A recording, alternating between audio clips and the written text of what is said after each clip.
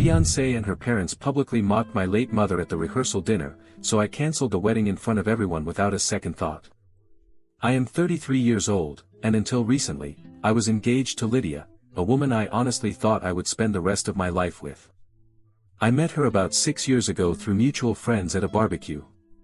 She had this great smile, was quick with jokes, and we just clicked. I didn't think twice when I decided to propose to her a year ago. It felt like the right moment, with the right person. At that time, I wasn't just marrying Lydia, I was, in a way, marrying into her family as well. Her parents, Jack and Donna, are the kind of people who love being the center of attention. They're loud, opinionated, and always seem to have something to say about everything. At first, I thought it was just their personality, but over time, I began to see how their sense of entitlement seeped into everything they did. Before diving into what happened, let me talk about my mother. Her name was Patricia, and she was without a doubt the best person I've ever known. She passed away 2 years ago after battling cancer for 3 brutal years. Watching her fight that disease and still find ways to put other people first was humbling. She taught me so much about kindness, generosity, and standing up for what is right. My mother wasn't just my rock, she was a support system for many people. She had a way of stepping in to help others without making them feel ashamed or indebted, like she simply did what needed to be done quietly. That included Lydia's family. Jack and Donna owe her a lot, but you wouldn't know it by the way they speak about her now. When I first introduced Lydia to my mother, it went well enough. My mother liked Lydia, she told me so, and Lydia seemed polite. But as things got more serious, it became obvious that Lydia didn't get along very well with my mother. It wasn't anything dramatic, just small comments here and there. Like when Lydia would call my mother overly involved or a bit too eager to help. It bothered me, but I thought it was just nerves or Lydia trying to adjust to becoming part of a new family. The fact is, my mother did a lot for Lydia's family. Years ago, when their restaurant was on the verge of shutting down, my mother co-signed a loan to help them. No one else would take that risk, but my mother believed in them. She even helped them organize their finances and put together a plan to make the business profitable again. And it worked. The restaurant survived, and Jack and Donna were able to keep their livelihood. But it didn't stop there. When the restaurant's industrial oven broke and they didn't have the money to replace it, my mother paid for it out of pocket because she didn't want them to lose business. She never asked to be repaid, even though she could have used that money for her own medical bills later. That's just who she was. Then there was Lydia's older brother, Ryan. He was struggling to finish college because he couldn't afford the tuition for his final semester. My mother stepped in and covered the cost so he wouldn't have to drop out. She said, "Education is something no one can take away from you."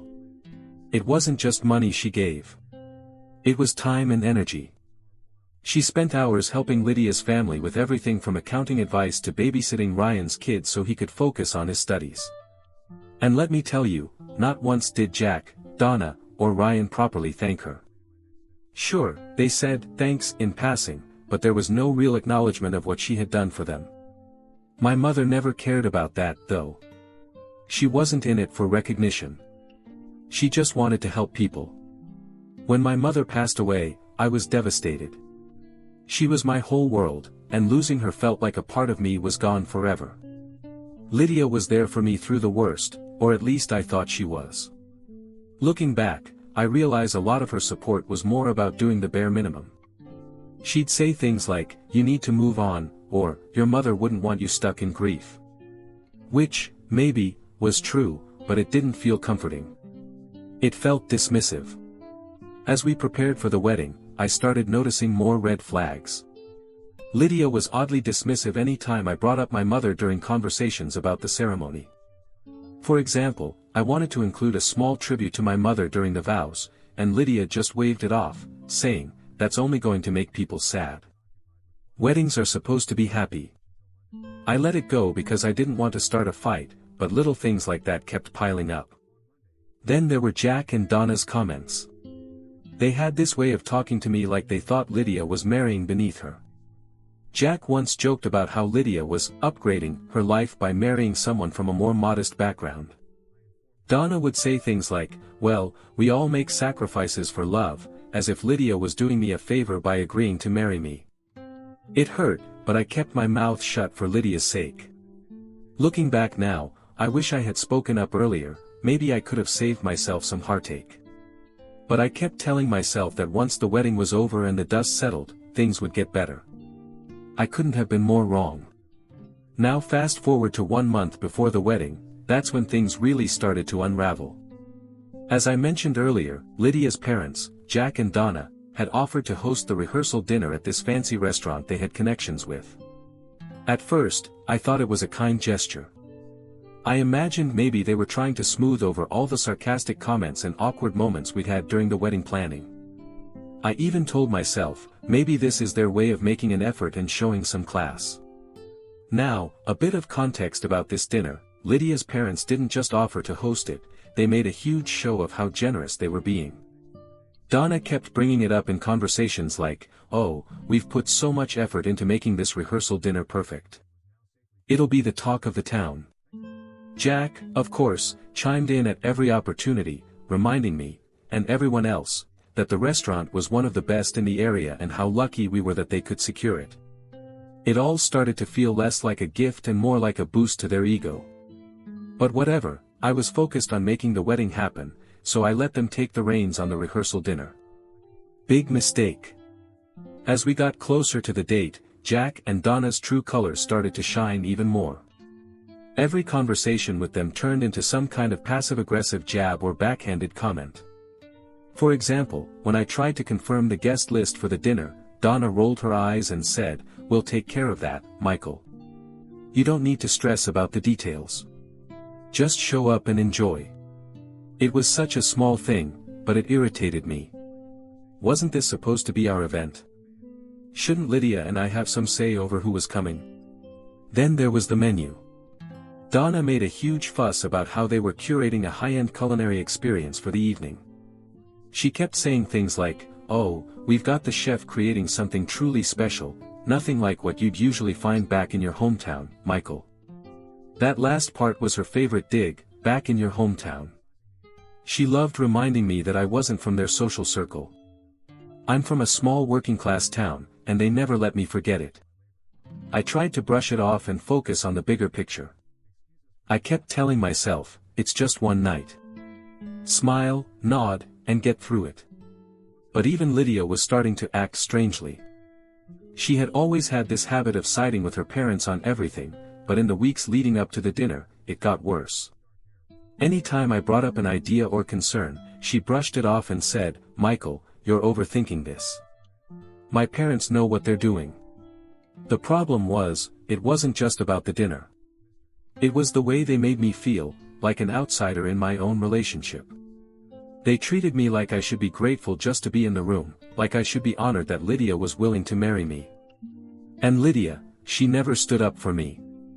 If anything, she encouraged it by laughing along with them or dismissing me every time I tried to talk about it. A week before the dinner, there was an incident that really should have been a massive red flag for me. Lydia and I were at her parents' house finalizing some wedding details. Donna was in full control mode, flipping through seating charts and floral arrangements like she was planning a royal gala. At one point, I made a suggestion about changing the centerpieces to something simpler, something my mother would have loved. Donna didn't even look up from her binder. She just said, "Oh, Patricia had interesting taste, didn't she? But this is Lydia's day. Let's keep things modern, shall we?" I was stunned. It was such a subtle insult, but it hit me hard. Lydia didn't say a word. She just kept scrolling on her phone like nothing had happened. I wanted to confront Donna right then and there, but I didn't want to start a fight, so I swallowed my pride and kept quiet. Looking back, I hate that I said nothing. It's like every little insult and slight was piling up, but I kept ignoring them because I didn't want to rock the boat. I thought I was keeping the peace. The day of the rehearsal dinner finally arrived, and I could already feel the tension in the air. Lydia and I drove to the restaurant together, and I tried to make small talk to ease the mood. She was quiet, though, scrolling on her phone and giving minimal responses. When I asked if she was excited, she just shrugged and said, it's just a dinner, Michael. Don't stress. Just a dinner, right? When we arrived at the restaurant, Jack and Donna were already there, acting like they owned the place. Jack was standing at the entrance shaking hands with guests as they arrived, while Donna was busy giving instructions to the staff. The whole event felt more like a corporate function than a family gathering. The restaurant itself was over the top, elegant white tablecloths, chandeliers, the whole package.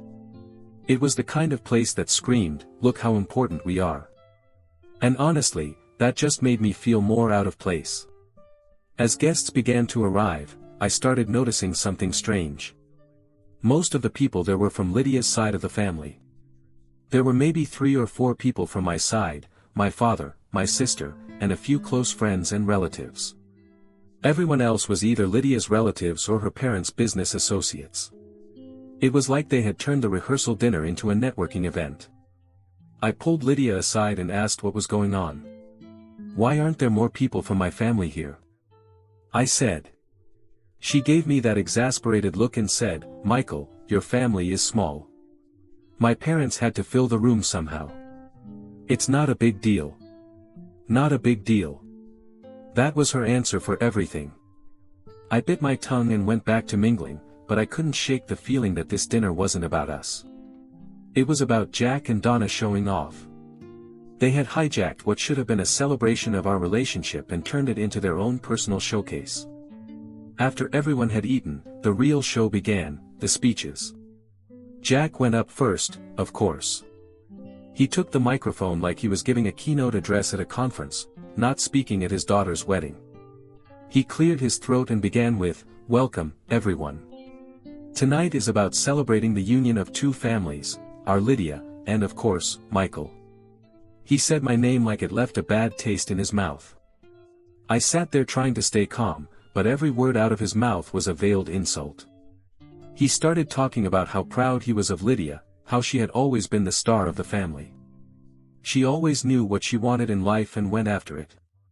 And now, she's marrying someone who will keep her grounded. He smiled maliciously when he said that, and I swear a few people laughed. I just stared at him, wondering if I had heard him correctly. Then he launched into this story about how Lydia had always been a high achiever, even as a child, and how it was good that she had his guidance to stay on the right path. At one point, he said, "You know, we always taught Lydia to aim high," and while Michael may not be what we imagined at first, he let the sentence hang, like it was supposed to be funny. I could feel my father and sister staring at him from across the table. Next was Donna. She walked up to the microphone like she was about to accept an award. Her speech started off fine. She talked about how much she loved Lydia and how excited she was for the wedding. But then she started throwing in little digs at me. She talked about how Lydia was the perfect daughter who deserved the best in life, and then made insinuations like, "It's a good thing she's patient, because she's already taught Michael so much." I nearly choked on my water. What exactly had Lydia taught me? How to bite my tongue while her parents insulted me every chance they got. Then Donna turned toward me and said, "We're so happy to welcome you to the family. Aren't we, Michael? It'll be nice to finally have someone who doesn't mind getting their hands dirty, right?"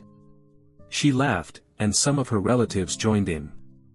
I looked at Lydia, waiting for her to step in, or at least look uncomfortable. But she was smiling along with them. And just when I thought it couldn't get any worse, Jack went back to the microphone, tapped his glass, and said, "One last thing. Before we wrap this up, I just want to acknowledge someone who is no longer with us but who played a big role in shaping who Michael is, his mother, Patricia."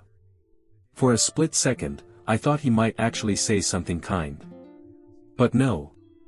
Instead, he said, "Patricia was one of a kind. She had a habit of inserting herself into things. She always had an opinion about how things should be done." He laughed, and Donna jumped in, "Oh, she definitely had strong opinions. Remember how she always insisted on helping us, even when we didn't ask?" I couldn't believe what I was hearing. They were talking about my mother like she was some nosy neighbor. Jack wasn't done. "But seriously," he said, "Patricia was a generous woman. She helped us a lot.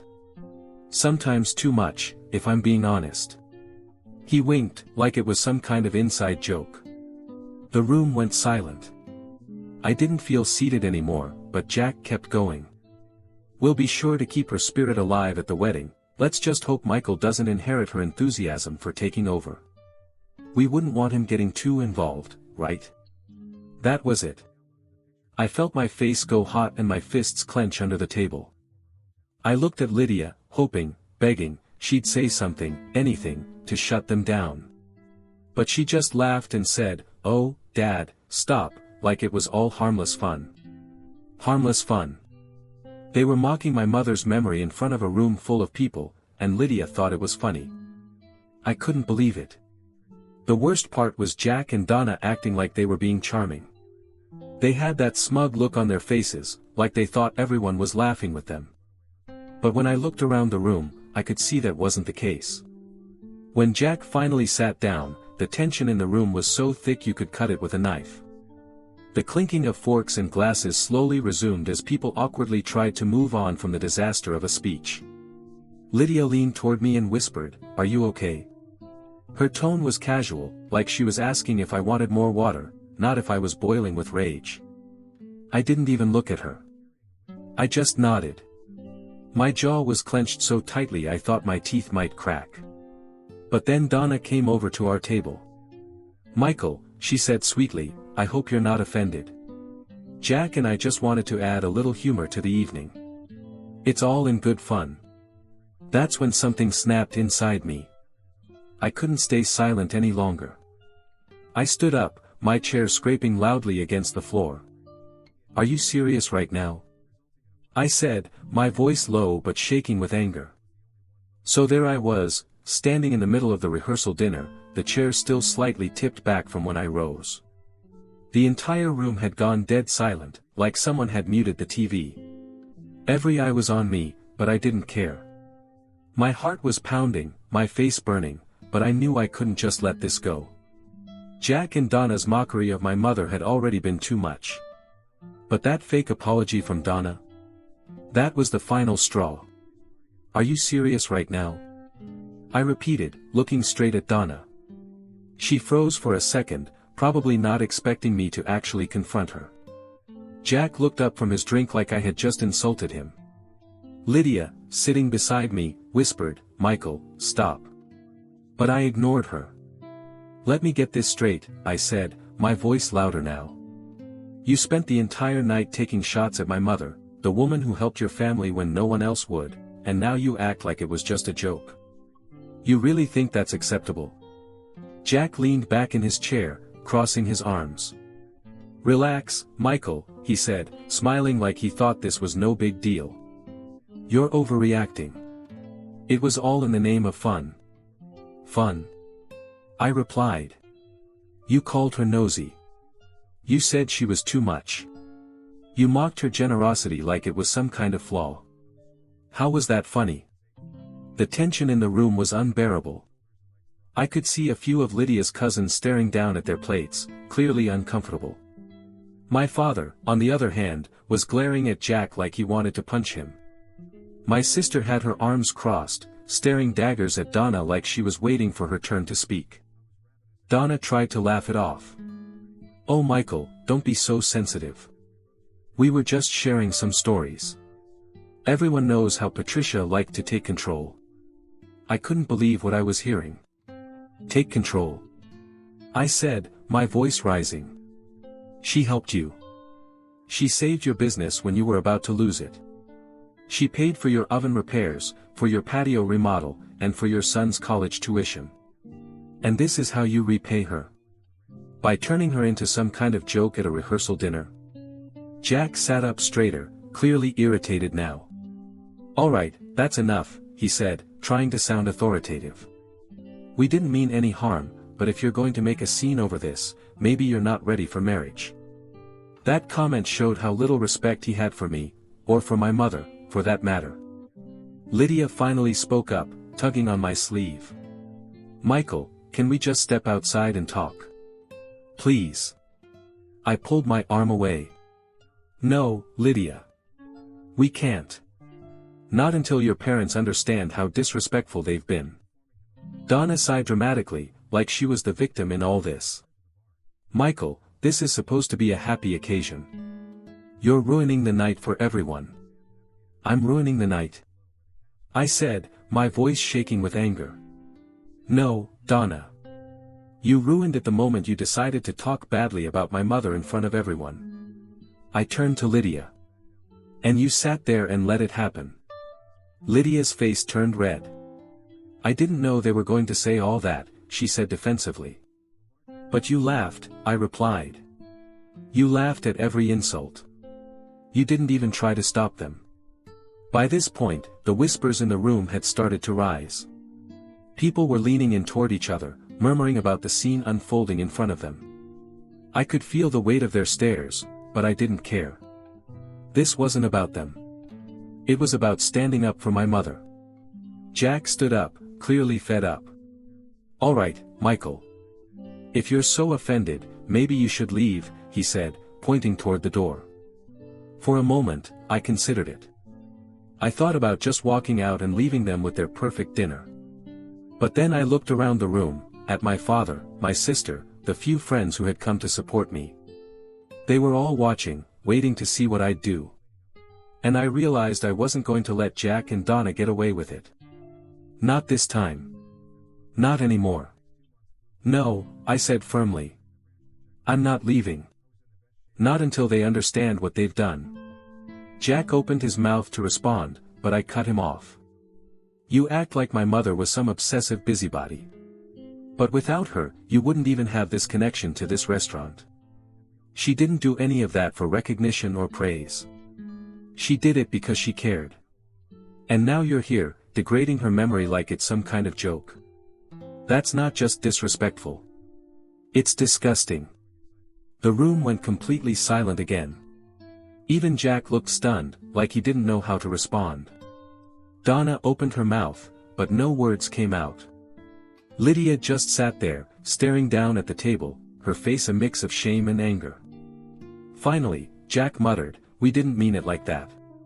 "It doesn't matter how you meant it," I said. "What matters is how it came across. You don't get to rewrite who my mother was just because it suits your narrative. She deserved better than that. And honestly, I do too." With that, I walked away from the table and grabbed my coat. "You want me to leave? Fine. But don't expect me to come back." My father stood up immediately, ready to follow me. My sister grabbed her purse and gave Donna one last look before joining us.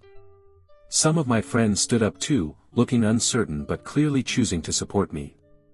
Lydia called after me. "Michael, wait." But I didn't stop. I walked out of that restaurant with my head held high, even though my heart was pounding in my chest.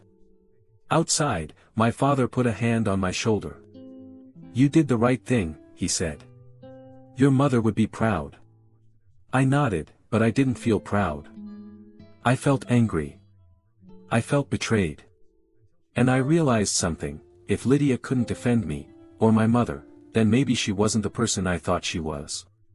Part of me believed I had done the right thing by walking away. But another part of me couldn't shake the feeling that it wasn't enough. If I left things as they were, Lydia and her family would just twist the story to make me look like the bad guy. They'd spin it as me being too sensitive, or overreacting. No. I couldn't let that happen. This wasn't just about me. It was about my mother. Her memory. And what I stood for. That day, I took a deep breath and turned to my father. "I need to go back," I said. My sister blurted out, "Why? You don't owe them anything." "I know," I said, looking at her. "But I'm not leaving this unfinished. I need to make it clear, to Lydia, to her parents, to everyone, that this is over for good." My father hesitated, then nodded. "If that's what you need to do, we'll support you." "No," I said, shaking my head. "This is something I have to do alone." My sister looked like she wanted to argue, but held back. I turned and walked back toward the restaurant. My stomach was in knots, but my mind was clear. I wasn't going back in there to cause a scene, I was going back to end things, once and for all. People were whispering among themselves, casting furtive glances toward the door as I walked in. Lydia was still seated at the table, her face pale, her eyes wide. Jack stood when he saw me. "Michael," he said, "what are you doing?" I ignored his question and walked straight to the front of the room, where Jack and Donna were still sitting, looking very pleased with themselves. Jack raised an eyebrow as I approached, clearly not expecting me to return. Donna gave me that same fake sweet smile she'd been wearing all evening. "Back so soon?" Jack said, his tone dripping with sarcasm. I didn't bother responding to him. Instead, I turned to face the entire room. "Excuse me, everyone," I said, loud enough for the entire room to hear. The murmuring stopped instantly. Every eye was on me again. My heart was pounding, but I kept my voice steady. "I have something I need to say." I looked at Lydia, who was now standing. She was frozen beside the table, her hands tightly clasped in front of her. "I know this isn't the time or place anyone expects for this," I continued, "but after what happened tonight, I see no reason to wait." I took a deep breath and said clearly, "This wedding is cancelled." The room erupted. Gasps, murmurs, the scraping of chairs filled the air as people turned toward one another. Lydia's jaw dropped, and her hands flew to her mouth. "Michael, no," she whispered. But I raised a hand to stop her. The room was dead silent again. Even the servers had frozen in the corners. I turned to the rest of the guests. "This isn't just about tonight," I said. "It's about the kind of family I would be marrying into. A family that doesn't respect me, that doesn't respect my mother, and that doesn't respect the values I was raised with. I can't, and I won't, spend the rest of my life being treated like this." Jack finally found his voice. "You're making a huge mistake, son," he said, his tone heavy with condescension. "You're throwing away something good over nothing." I laughed bitterly. "Nothing? You think disrespecting my mother is nothing? You think treating me like I'm beneath you is nothing? No, Jack, the mistake would be going through with this wedding and tying myself to a family that doesn't deserve me." Donna looked like she was about to cry, or maybe just embarrassed because their little performance had gone wrong. "Michael," she said, her voice trembling, "let's not make decisions in the heat of the moment. We can talk about this tomorrow, after everyone's had a chance to calm down." "No," I said firmly. "We're not talking about this tomorrow, or ever. It's over." I turned to Lydia one last time. Her face was stained with tears, and she looked like she couldn't decide whether to scream or beg. I walked back toward the door, my footsteps echoing through the silent room. As I reached the handle, I heard Lydia call out one last time. "Michael, please don't do this." I paused for a moment, my hand on the door. Then I turned and said, "I already did." Walking out of that restaurant felt like ripping off a bandage. There was a sting, sure, but the overwhelming feeling was relief. The wedding was over. The constant disrespect. The feeling of always being second best in a family I was supposed to join. All of it, gone. The next morning, the real consequences began. I woke up to nearly 100 unread messages on my phone. Most were from Lydia. Some were from Jack and Donna. There were even a few from random relatives of hers I barely knew. The tone of the messages ranged from pleading to downright nasty. Lydia's messages were full of apologies. "I'm so sorry, Michael. I didn't mean to hurt you. Please just talk to me." Jack's were more aggressive. "You embarrassed us in front of everyone. You'll regret this." And Donna, she tried to play the victim. "I can't believe you did this to Lydia. She didn't deserve that." I ignored them all. By mid-afternoon, Lydia showed up at my apartment. I knew this would happen, and I'd been preparing for it all day, but that didn't make it easier. When I opened the door, she looked like she hadn't slept.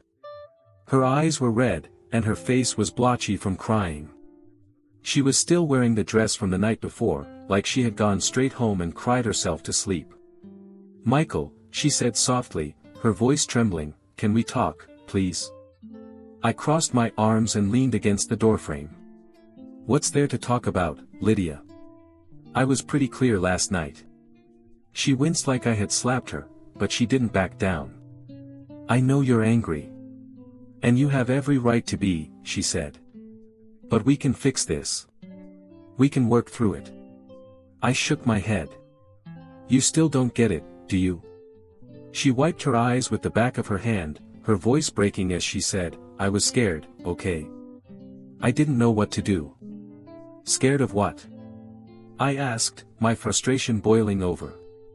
So scared of upsetting your parents? Scared of making a scene? She had no answer. She just stood there crying while I looked at her, waiting for something, anything, that would make me believe she actually understood what she had done. But nothing came. Her eyes widened and she stepped closer. Please, Michael, she whispered. Don't do this. We can make it work. I'll talk to my parents. I'll make them apologize. Just, don't end it like this. I shook my head again.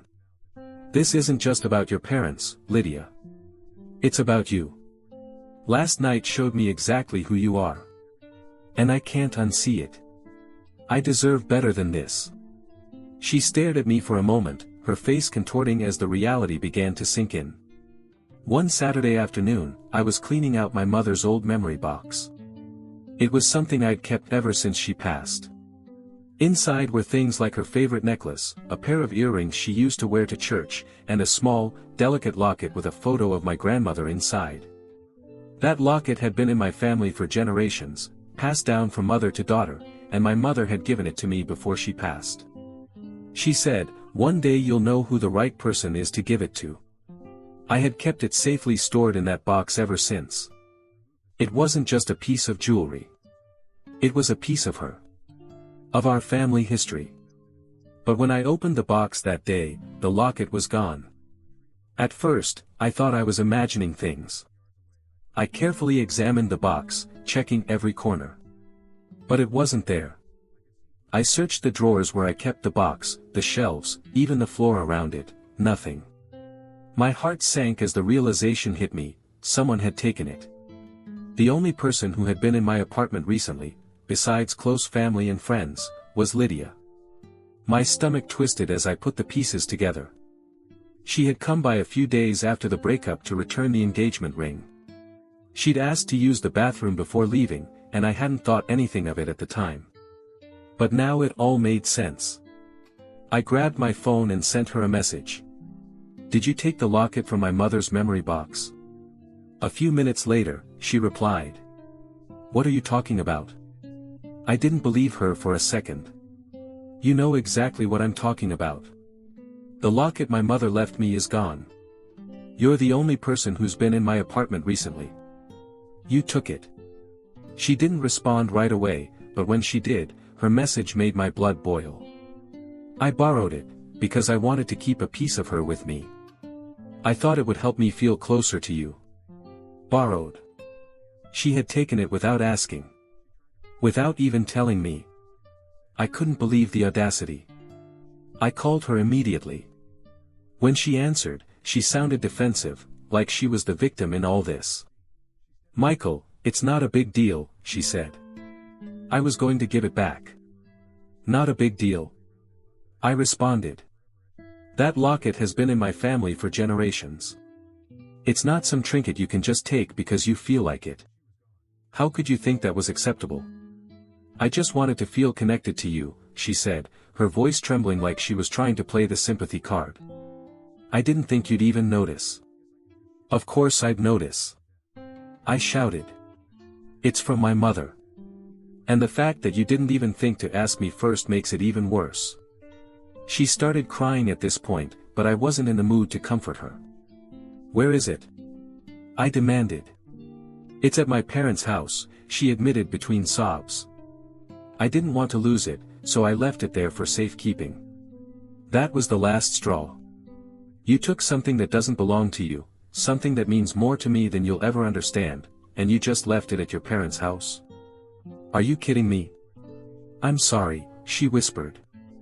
Sorry isn't enough, I said, my voice cold. I'm coming to get it now. An hour later, I was parking in front of Jack and Donna's house. My anger had only grown during the drive. And when I knocked on the door, I was ready to explode.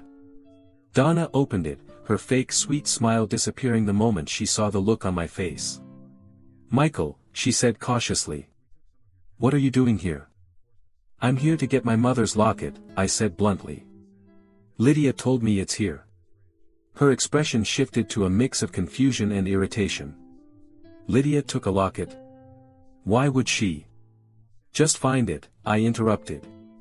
She narrowed her eyes but stepped aside to let me in. A few minutes later, Lydia came down the stairs holding the locket in her hand. Her eyes were red, and her face was tear-streaked, but I didn't care. All I saw was the locket dangling from her fingers like it was nothing. "Here," she said, holding it out to me. I snatched it from her hand and inspected it, making sure it was the same one. And when I was sure, I slipped it into my pocket and turned to leave. "Oh, Michael, wait," she said, her voice desperate. "I didn't mean to upset you, I just wanted to steal something," I cut her off. "Something you stole, Lydia. From my mother. Like everything else you'd already done wasn't enough." Her face contorted, and she began to cry again. But I didn't stop. I walked out the door and slammed it shut behind me. In the days that followed, I blocked her number, deleted her messages, and cut off every possible way for her to contact me. I was done, with her family, and with all the drama they had brought into my life. Canceling the wedding had been hard, but this was the final nail in the coffin. And as exhausting as it was, it also felt like closure. I had stood up for myself. For my mother. For the values she taught me. I knew I had made the right decision. And for the first time in a long time, I felt at peace.